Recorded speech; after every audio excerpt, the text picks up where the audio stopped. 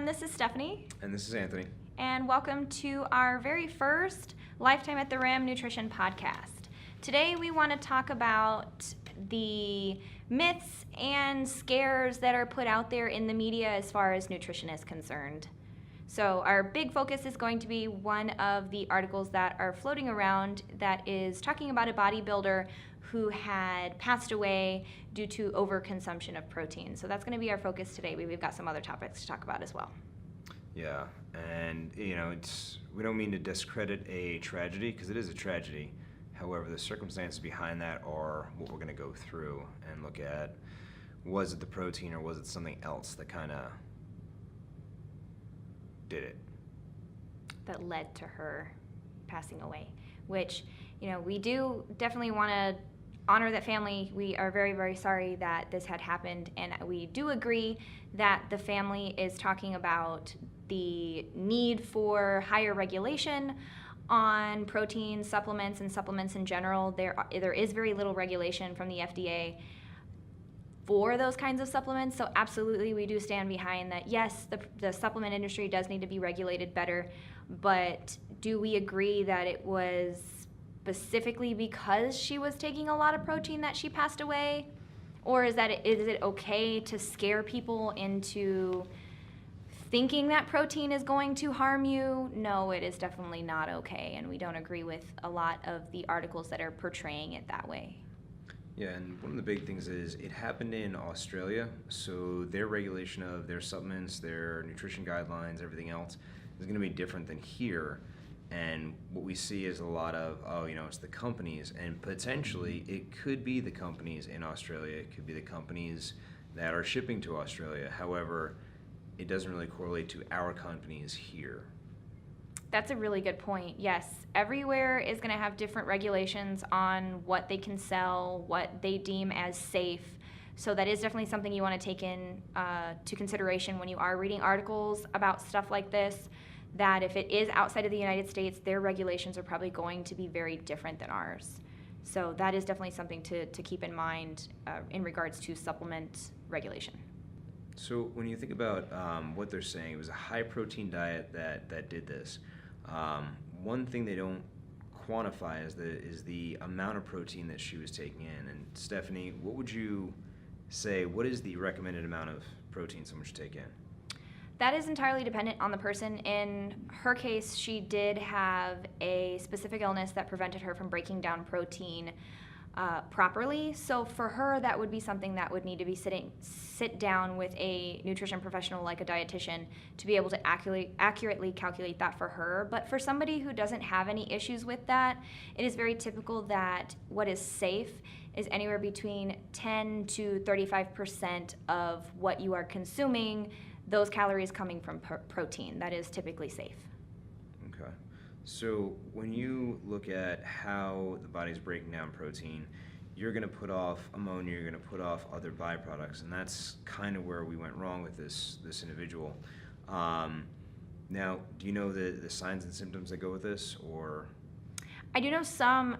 From my understanding, a lot of that would have resembled stroke symptoms. So that really and truly should have been a warning to go to the doctor in the first place, and that is something that we want to touch on, is that if at any point in time while trying to make changes for your body, while it is through nutrition or through fitness, that if something is off, if something is wrong, you should be going to the doctor. You should be getting regular checkups, and honestly, you should be going to the doctor to get checked up as a physical before you start exercising in the first place. Yeah, and one of the big things too, if you read any of the supplements out there, there's actually a disclaimer right on most of them. And again, this is based on our supplements. I don't know about what Australia does with their supplements, but it says consult a physician or healthcare professional before starting any supplement routine or starting the ingestion of this product or that product. And I think that's one thing that people don't do enough of. They don't do the pre-work before they dive into their supplements. And I think that is a very good point, is that a lot of people that I have talked to, they will just go to the supplement stores. I'm not going to name any, but they've gone to places, and this has happened to my roommate. She's gone in and she does not know very much about nutrition and has been talked into something that she thought was a vegan protein that when I looked at it, it specifically says whey, which if you know what the difference between a whey and a vegan protein is, whey is dairy and vegan is not. So if you have issues digesting dairy products, this person straight up sold her something she didn't want, and honestly could have harmed her in the long run if she had dairy digestive issues, if she couldn't digest dairy. And so, I mean, thankfully she does have somebody that she can talk to, but I mean, what about everybody else who doesn't? That if you don't know what you're purchasing, do the research, find out what is in the products that you are trying, find out how those are going to affect you, if you have any illnesses, if you're taking medications, do the research, don't just guess. Yeah, that is a big reason why we started these too, because we actually want to give you guys an outlet to have people that you can go to that have no, I wouldn't say affiliation, but have no qualms answering a question honestly. If you go into some of these stores, they're going to push whatever their biggest profit margin is, whereas we're going to push what's going to be the most healthy and beneficial for you in the long run. And it's going to fit your needs, and that's the big thing. Like, you do see that a lot. I can't tell you how many clients I've had that have gone into a store and said, hey, I just need a fish oil, and next thing you know, they come out with $200 worth of supplements that have nothing to do with their goals, but the person who's selling them just sold them, hey, you need this, you need this, you need this. And that's not what we're looking for. We're looking for what's healthy, not what's most profitable. And that is an excellent point, absolutely. So as far as purchasing and utilizing nutrition supplements in general, it is always recommended that you do come to a nutrition professional, that if you do go to some kind of supplement store or anything like that, chances are you are going to be sold into what is most profitable, as Anthony had said. The best people to go to are people who are going to be unbiased, that are going to be able to take a step back and tell you honestly versus just focusing on the paycheck that they're going to be getting at the end of the day. So that is ideal, that if you don't know or if you have questions, please come and talk to one of us. We are more than happy to look into it for you if we don't know the answers, or to be able to give you some more information as far as what it is that's going to get you closer to your goals and match up with how your body works. Yeah, that's a big thing too, because it is about your body. And going back to the point of the pre-work, doing things like a simple diagnostic check, go to the doctor, get your blood work done, see where all your levels are as far as your hormones, see where your cholesterol is, see what's going on in your system every now and then.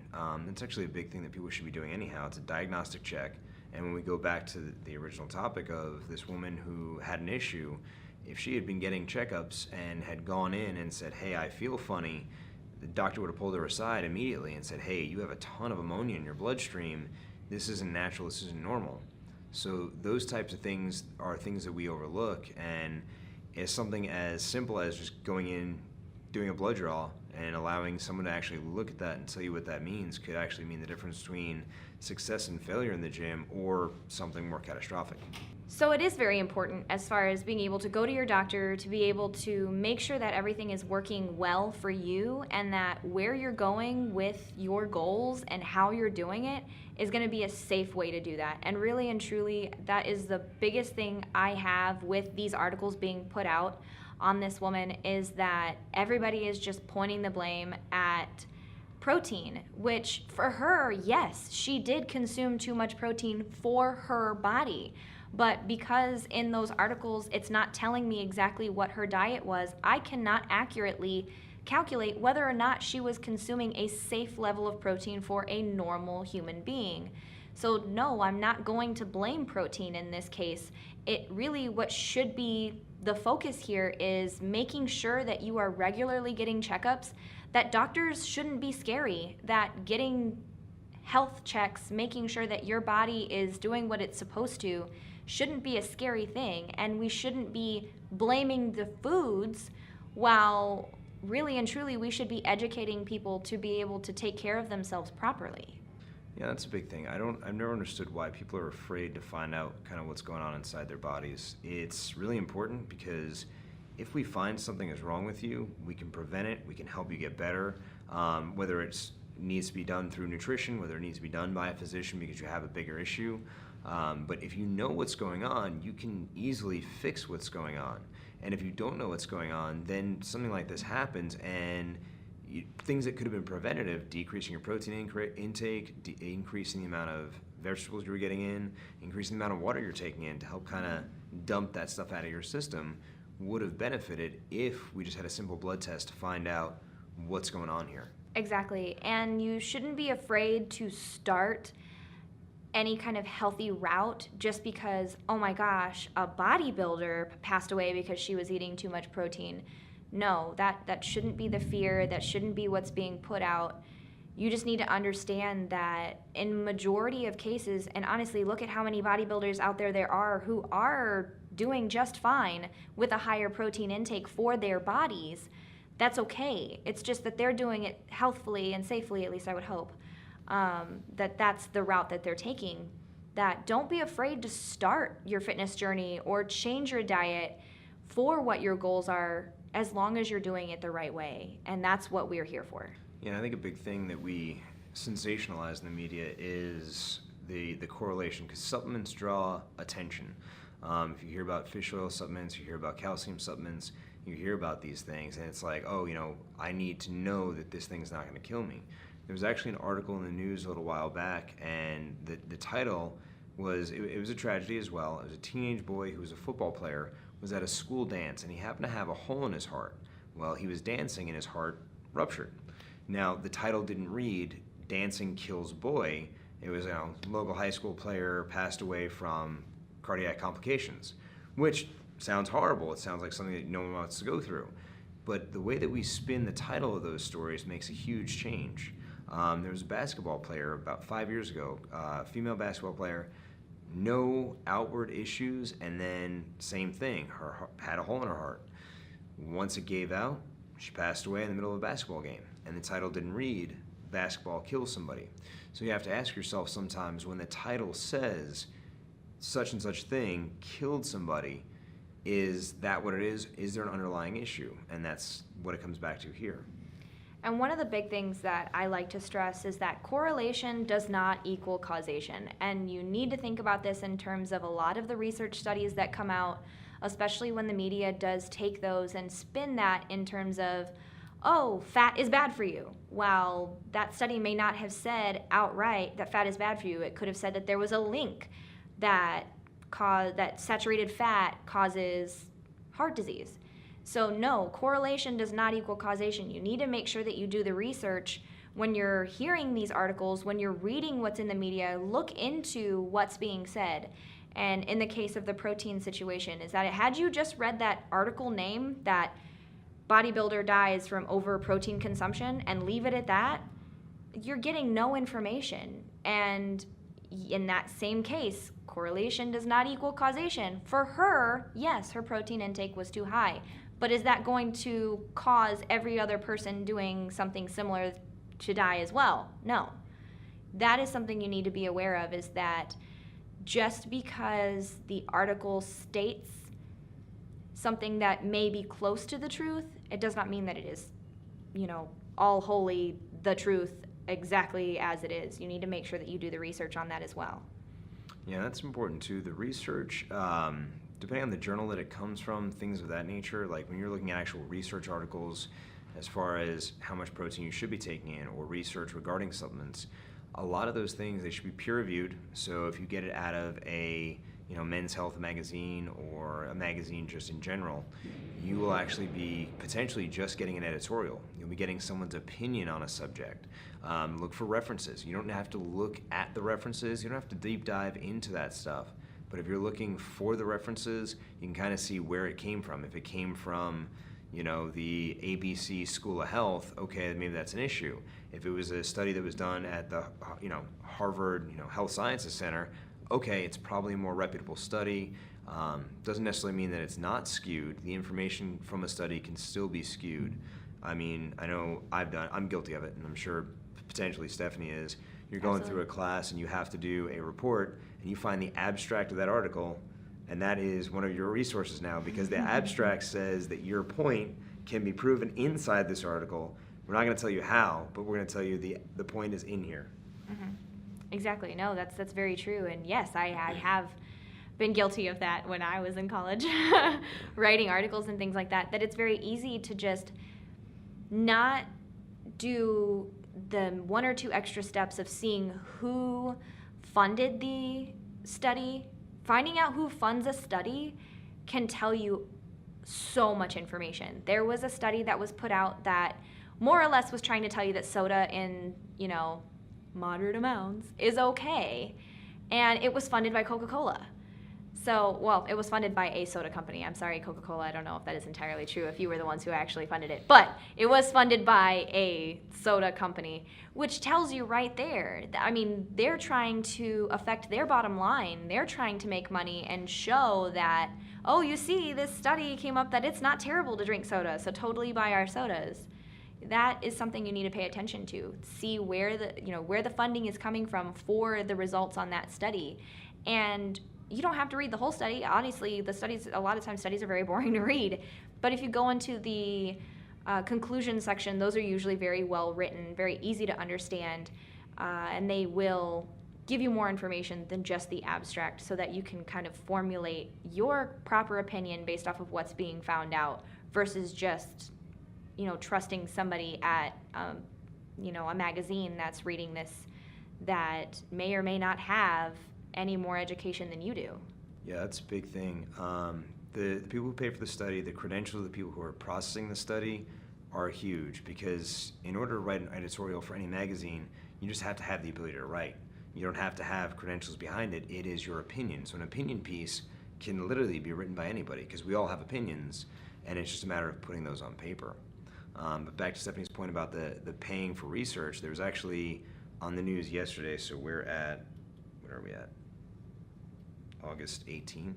Yes. So on August 17th on the news, there was a research that has been done by a cereal company that if kids are not eating breakfast cereals, they are not going to have the right amount of nutrition coming in, and they are potentially malnourished. I don't know why cereal would be the cure-all to that. Do you know? No. Well, reason being is because a lot of cereals are very heavily fortified.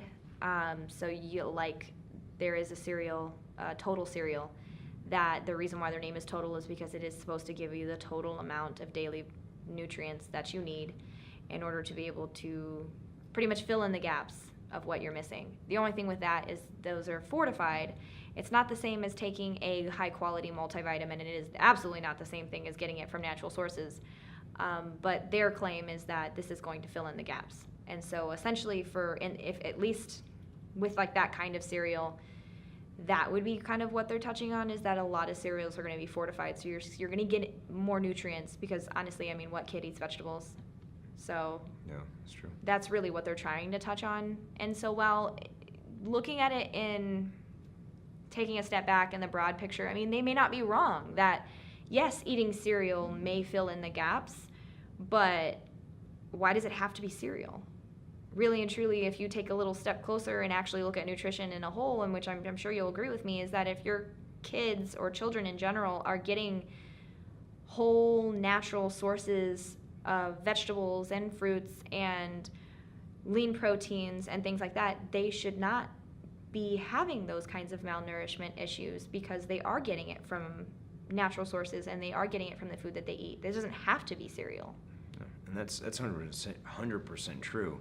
When you look at the diet of children, and you kind of touched on like what kids are going to eat vegetables, the big thing is kids will eat what's put in front of them, what they're nurtured to eat, what they're coached to eat. My daughter will sit down and eat an entire bowl of broccoli and ask for more. It's just an upbringing thing. And a lot of pushback that we get from clients is, my kids won't eat that.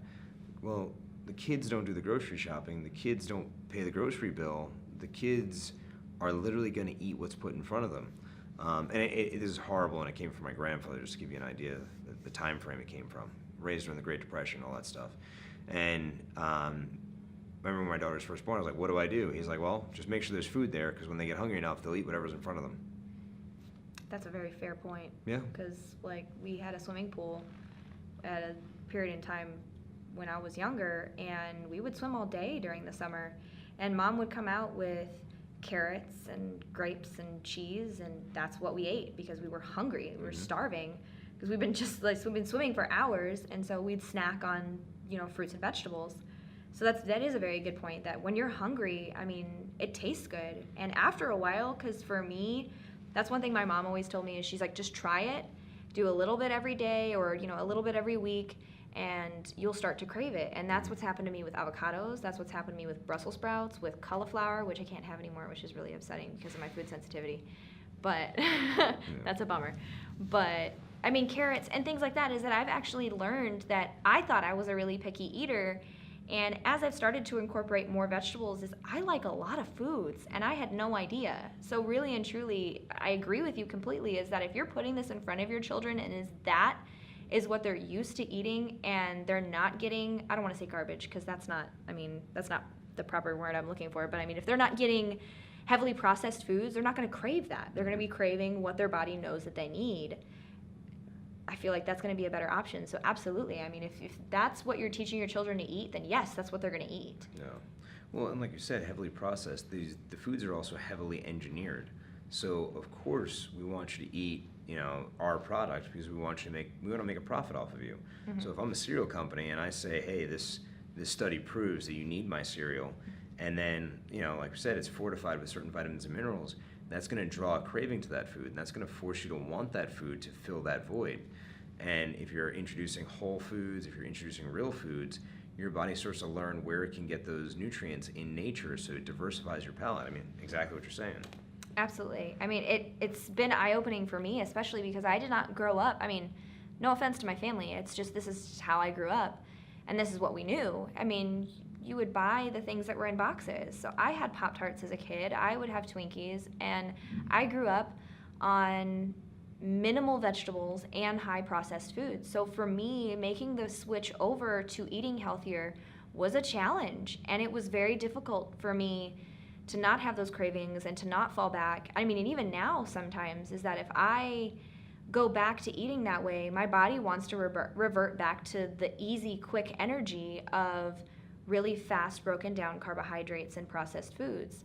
So absolutely, if that's what you're living off of, that's what you're going to crave because your body wants it. But I mean, if you're living off of a more healthful diet, it's the same situation. Your body's going to crave the nutrients and the satisfaction of having a proper functioning body because you're getting more nutrients.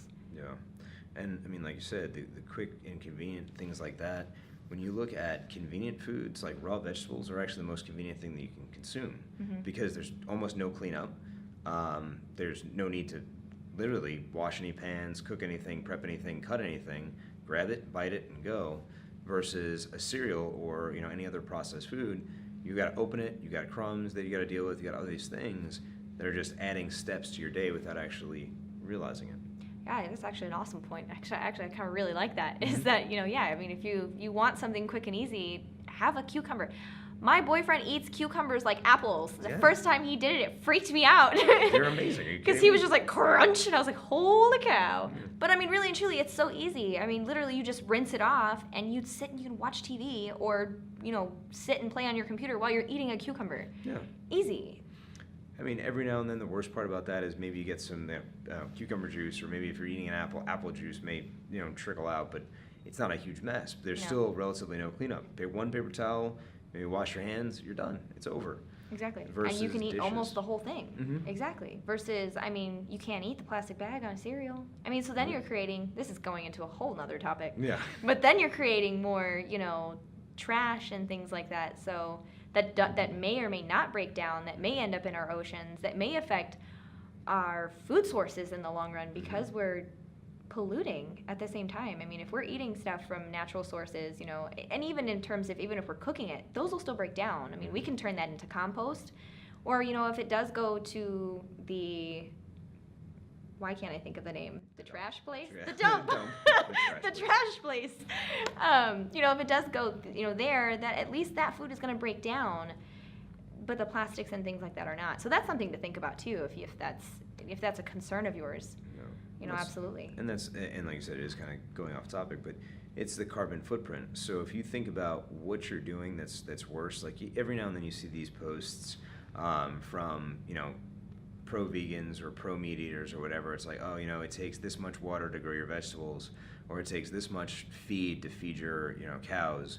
Well, it takes this much garbage to give you garbage. I mean, in your cereal box, you've got the box itself, you've got the shelf life of the food, so we know there's some chemicals in there, and then you've got the plastic bag.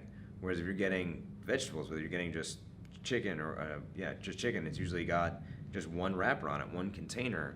If you're getting vegetables, there's almost no container on it whatsoever. So it's just, hey, I've got this carrot stick, I just gotta rinse it off, and that's it. It's self-contained. Yeah, that's true.